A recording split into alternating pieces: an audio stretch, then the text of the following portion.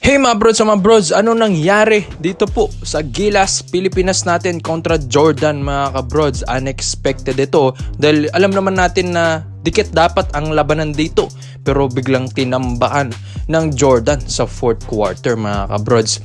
Isa nga sa dahilan kung bakit natalo ang Gilas Pilipinas sa kanilang field goals kasi mga kabrods, shooting out of 24 out of 72 lang. Ito pong Gilas Pilipinas, 33% lang yan sa field goal percentage mga bros. Napakababa, samantalang sa Jordan 32 out of 61 pero naka 52% sila. Isa pa dito yung 3-point field goals natin mga brods, 4 out of 24 lang mga brods. Biruin nyo, 24 na tira ng Gilas Pilipinas sa 3, nasayang lang kung saan 4 lang doon ang naipasok nila. Samantala dito sa Jordan, 8 ang kanilang napasok na 3 out of 24 naman din. So free throws din dito medyo okay ang Gilas, 10 out of 12 and 15 out of 21 naman ang Jordan.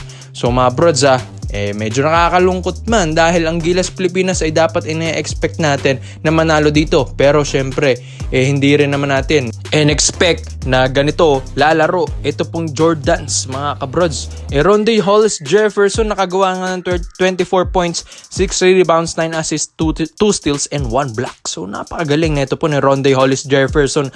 Nag-ala Kobe Bryant na naman. Tapos unexpected din doon sa Mustafa Fadi na nagkaroon ng 17 points and 3 rebounds and 5 assists mga kabrods. Dito naman sa Gilas Pilipinas, Justin Brownlee 24 points, 2 rebounds, 3 assists, 1 steal.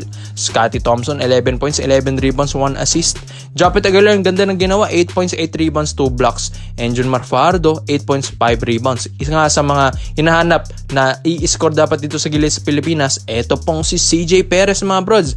5 points lang kasi ang kanyang naitala kahapon. So mga brods, unexpected talaga ito dahil alam naman natin na kayang-kaya natin ang Jordan mga brods. Pero Rondae Hollis Jefferson, credit sa kanya dahil ang galing na ito pong ala Kobe Bryant lefty ng Jordan mga brods na import ngayon ng TNT Tropang Giga sa paparating na Commissioner's Cup mga kabrods. So all in all mga brods, ang performance ng Gilas hindi pa naman matatapos doon dahil may laban pa sila against Qatar kung saan ito pong Jordan ay waiting na doon po sa quarterfinals. Hinihintay na lang nila yung laban ng Saudi Arabia and Hong Kong, China, and yun yung kanilang makakatapat. Samantala knockout game man ang itong Gilas Pilipinas versus Qatar sa October 2 mga brods. Malapit na yan, bukas na pala yan mga brods against Qatar. Kung sino ang manalo doon makakatapat. Ito pong waiting naman na Iran mga kabrod. So Iran ang possible na makakalaban ng Gilas Pilipinas kung matalo nila ang Qatar bukas. So dapat focus itong Gilas Pilipinas mga brods. Dapat hindi sila laging nagtititira sa labas. Kung alam naman nilang maaalat sila, dapat nag-go na lang sila sa flow ng opensa doon sa ilalim kay Junmar Fajardo. Isa lang yun sa mga tips natin mga brods para sa Gilas Pilipinas. Pero syempre alam naman natin babawi ang ating Gilas Pilipinas.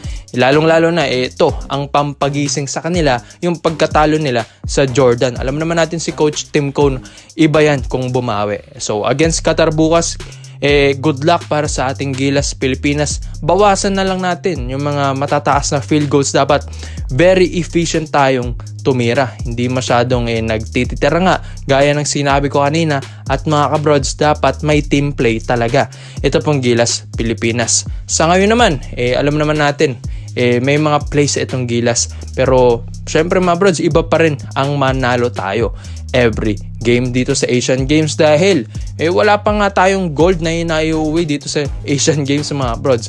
Kaya malay natin baka dito sa basketball natin makukuha. So mga brods good luck sa ating Gilas Pilipinas team against Qatar. Laban Pilipinas, puso!